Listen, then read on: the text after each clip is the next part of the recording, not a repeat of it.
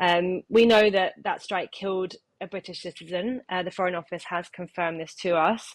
The remaining people that were killed were also citizens of Australia, Poland, and another US-Canadian dual citizen, as well as a Palestinian local translator and driver. All of those bodies were taken to the Al-Aqsa hospital in central Gaza, and they were all wearing protective gear with their charity's logo. So Israel says they're investigating and they're taking it very, very seriously. They've called it a tragic incident. And they are taking responsibility for this. It couldn't have been anyone else. Let's head to Israel now, where the Prime Minister, Rishi Sunak, has asked Benjamin Netanyahu's government to urgently investigate after at least one British aid worker was among 7 people killed in an airstrike in Gaza. Rishi Sunak said he was shocked and saddened by that news. We're urgently working to confirm all the details, but my thoughts right now with their friends and family. They're doing fantastic work bringing alleviation to the suffering that many are experiencing in Gaza. They should be praised and commended for what they're doing. They need to be allowed to do that work unhindered, and it's incumbent on Israel to make sure that they can do that, and we're asking Israel to investigate what happened urgently, because clearly there are questions that need to be answered. Well, that was Rishi Sunak, the Prime Minister. The workers were delivering aid with the humanitarian organisation World Central Kitchen when their convoy was struck. David Cameron, Lord Cameron, the Foreign Secretary, has requested a full, transparent explanation of what has happened. Well, Gabrielle Weiniger is reporting from The Times from Israel, and she joins me now. Hi, Gabrielle. Hi there. What do we know about the circumstances of this attack then? Well, we do know that an Israeli airstrike struck some point last night and killed 7 World Central Kitchen aid workers. It was somewhere in central Gaza, in Deir al-Balah. We know that that strike killed a British citizen. The Foreign Office has confirmed this to us. The remaining people that were killed were also citizens of Australia, Poland, and another US-Canadian dual citizen, as well as a Palestinian local translator and driver.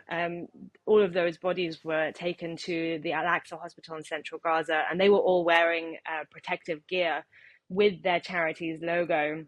So Israel says they're investigating and they're taking it very, very seriously. They've called it a tragic incident. And they are taking responsibility for this. It couldn't have been anyone else.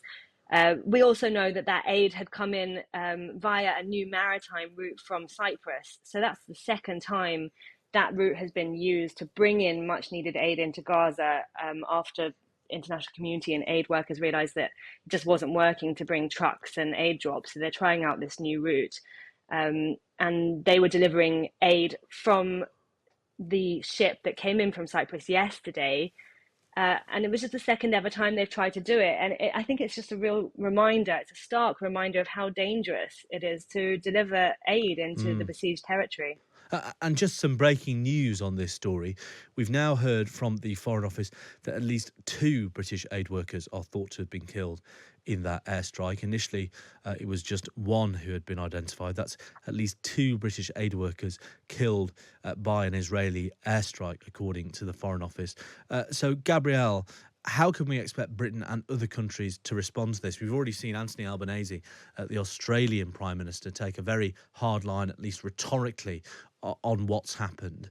But Israel's allies in the international community are in a bit of an invidious position, aren't they? In that they are broadly supportive of Israel's military objectives, even if they're trying to, put pressure on them behind the scenes to go for a ceasefire. But there's room for manoeuvre in sort of condemning Israel or whatever they can do.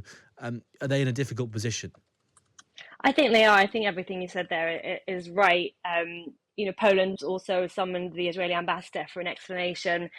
There's going to be very harsh words exchanged, but as you say, there's broad support in general for, at least from the government, for Israel's operations in Gaza.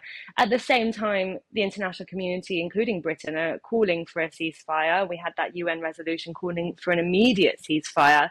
And I think this incident just reminds everyone how crucial that is, and it might make it happen sooner. But I can't see, other than diplomatic pressure, I can't see any other punishment that the international community will put on Israel for this incident. But it will also depend on, please. Sorry, and just very briefly, Gabrielle, this all comes after Israel conducted an airstrike on the Iranian consulate in Damascus in Syria yesterday. Even if, we'll see some diplomatic pressure from Israel's allies, what response are we likely to see from Iran, Israel's greatest adversary, about this airstrike on its diplomatic territory yesterday? They've promised a very, very harsh response. They've vowed to punish Israel for this. So that they have a few options. They could target American assets in the region. They blame America for doing this, even though America has said it had no prior knowledge or information about the alleged Israeli strike. So that we need to watch out for that. Iran could also be tempted to maybe target one of Israel's missions abroad, and Israel has put all of its embassies on high alert across the globe there to make sure that doesn't happen. And they might also try to escalate the situation on Israel's border, for example, in the north, where Iran-backed Lebanese militia Hezbollah could escalate the situation in the north and fire deeper into Israeli territory.